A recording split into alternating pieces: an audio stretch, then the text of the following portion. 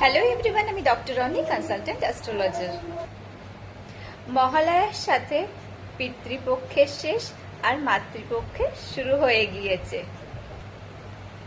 মানে আমাদের শারদীয়া দুর্গাপূজা শুরু হয়ে গিয়েছে। 22 সেপ্টেম্বর 2025 মানডে থেকে 1 অক্টোবর 2025 ওয়েডনেসডে অবধি চলবে আমাদের নবরাত্রি। এই নবরাত্রি চলাকালীন মায়ের কোন কোন দিন কোন রূপের পুজো করা হয় আর সাথে কি প্রসাদ অফার করা হয় আমি সেটা বলে দিচ্ছি। নবরাত্রির ফার্স্ট ডেতে মাতা রানী শৈলপুত্রীর পূজা আরাধনা করা হয়।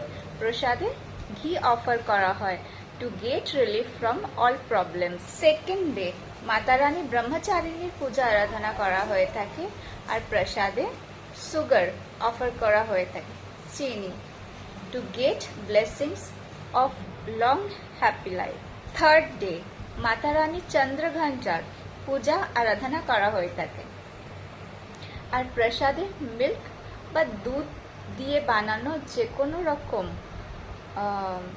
ভোগ অফার করা হয়ে থাকে to get relief from all Pence. Fourth day Mata রানী কুষ্মান্ডার পূজা আরাধনা করা হয়ে থাকে আর প্রসাদে মালপোয়া অফার করা হয়ে থাকে to get rid of problem and struggles. Fifth day Mata রানী স্কন্দ মাতার পূজা আরাধনা করা হয়ে থাকে। প্রসাদে ব্যানানা কলা অফার করা হয়ে থাকে to enhance family piece and harmony.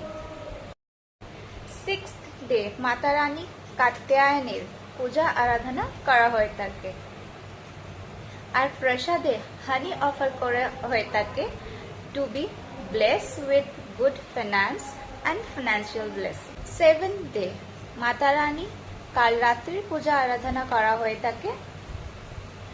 প্রসাদে জগরি গুড় অফার করা হয়ে থাকে for wish fulfilment. Eighth day Mata রানী মহাগৌরী পূজা আরাধনা করা হয়ে থাকে।